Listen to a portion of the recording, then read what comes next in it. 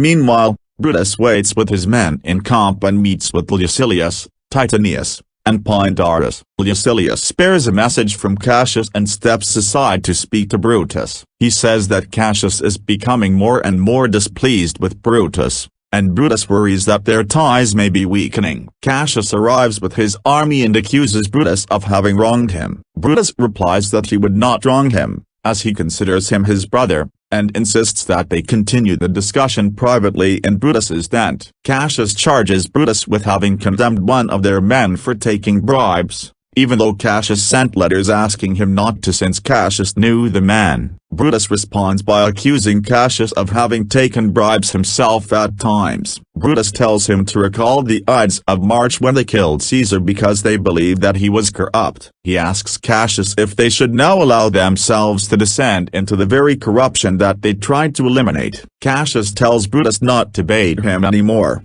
for Cassius is a soldier and will fight. The two men insult each other, and Brutus expresses the reasons for his disappointment in Cassius, because he claims to be so honest himself that he cannot trace money by ignoble means. He was forced to ask Cassius for money, but Cassius ignored him. Cassius claims that he did not deny Brutus, but that the messenger misreported Brutus's words. Cassius accuses Brutus of having ceased to love him. He hopes that Antony and Octavius will kill him soon, for, having lost his closest ally and friend, he no longer desires to live. He offers his dagger to Brutus to kill him, declaring, "Strike as thou didst at Caesar, for I know, when thou didst hate him worst, thou lovedst him better than ever thou lovedst Cassius." 4:2159a 161. Brutus tells Cassius to put his dagger away and says that they both are merely ill-tempered. The two men embrace and forgive each other. Outside, Leucillius is attempting to prevent a poet from entering the tent, but the poet skeezes past him and scolds Brutus and Cassius for arguing. "Love and be friends, as two such men should be, for I have seen more years, I'm sure, than ye." 4:2183a 184. But, having already repledged their friendship, the two generals laugh together at the poet's presumptuousness and send him away. Cassius and Brutus drink wine together. Cassius expresses his surprise at Brutus's earlier rage. Brutus explains that he has been under many emotional burdens lately, the foremost of which has been the death of his wife, Porsha. He recently received news that she killed herself by swallowing fire. Titanius and Mala enter with news from Rome. Mala says that the triumvirate of Octavius, Antony, and Lepidus has put 100 senators to death. Mala asks Brutus if he has had word from Porsha, and when Brutus answers negatively, Mala comments that this seems strange. When Brutus inquires if Mala knows something, Mala replies that he does not, but Brutus insists that Mala tell him the truth, and Mala reports that Porsha is dead. Brutus suggests that they march to Philippi to meet the enemy. Cassius says that he would rather let the enemy come to them. Brutus protests that they are at the peak of their readiness and should seize the opportunity. Cassius relents and agrees to march. The others depart, leaving Brutus in his tent with his servant Lucius. Brutus summons Vero and Claudio to sleep in his tent until they are needed for early morning messages. The others fall asleep while Brutus lies awake trying to read. A spectral image enters, identified in the text as Ghost of Caesar. Brutus wonders if he is dreaming. He asks the form to identify himself. The ghost replies that he is thy evil spirit. 4:2333. After telling Brutus that they will see each other again at Philippi, the ghost disappears, and Brutus wakes his attendants. He asks them if they saw anything strange, but they reply that they did not. Octavius and Antony enter the battlefield at Philippi with their armies. A messenger arrives to report that the enemy is ready for battle. Antony,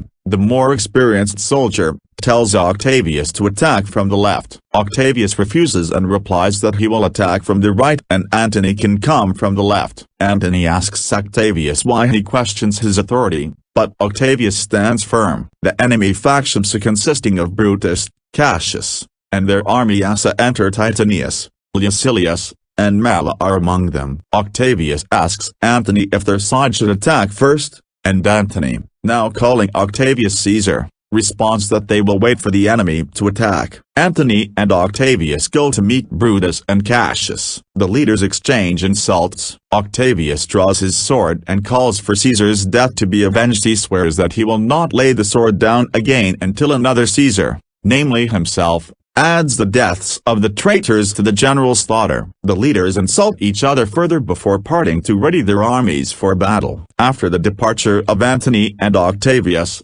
Brutus calls Leucillius to talk privately. Cassius calls Mela to do the same. Cassius tells the soldier that it is his birthday and informs him of recent bad omens. Two mighty eagles alighted on the top banners of their army and perched there, feeding from the soldiers' hands this morning. However, they are gone. Now ravens, crows, and other scavenger birds circle over the troops as if the men were diseased and weak prey. Cassius walks back to join Brutus and comments that the future looks uncertain if they lose. They may never see each other again. Cassius asks Brutus if Brutus would allow himself to be led through Rome as a captive should they lose. Brutus replies that he would rather die than go to Rome as a defeated prisoner. He declares that this day must end at work the Ides of March Paguna, that is, the battle represents the final stage in the struggle for power that began with the murder of Caesar. V.I.114. He bids Cassius forever and forever farewell.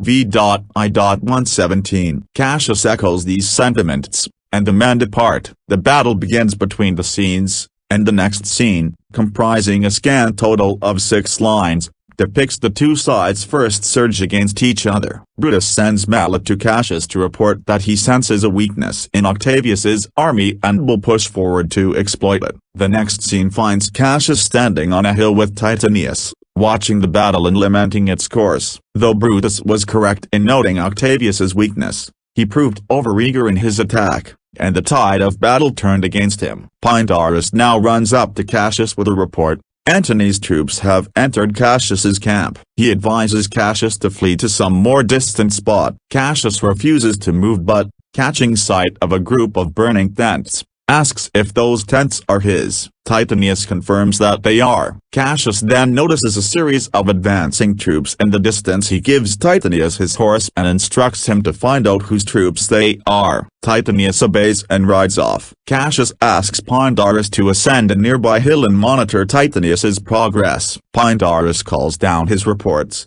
Titanius, riding hard, is soon surrounded by the unknown men. He dismounts the horse and the unknown men cheer. Distraught at this news of what he takes to be his best friend's capture, Cassius tells Pindarus to watch no more. Pindarus descends to the hilltop, whereupon Cassius gives Pindarus his sword, covers his own eyes, and asks Pindarus to kill him. Pindarus complies. Dying, Cassius's last words are that Caesar has now been prevented by the very sword that killed him. Unexpectedly, Titanius enters with Mela, observing that the battle rages on without a sign of ending. Although Antony's forces defeated those of Cassius, Brutus's legions rallied to defeat those of Octavius. The men then discover Cassius's body. Titanius realizes what has happened. When he rode out to the unknown troops, he found the troops to be Brutus's. The man's embrace of Titanius must have appeared to Pindarus a capture, and Cassius must have misperceived their joyful cheers of reunion as the bloodthirsty roars of the enemy's men. Mela departs to bring the tragic news to Brutus. Titanius mourns over Cassius's body,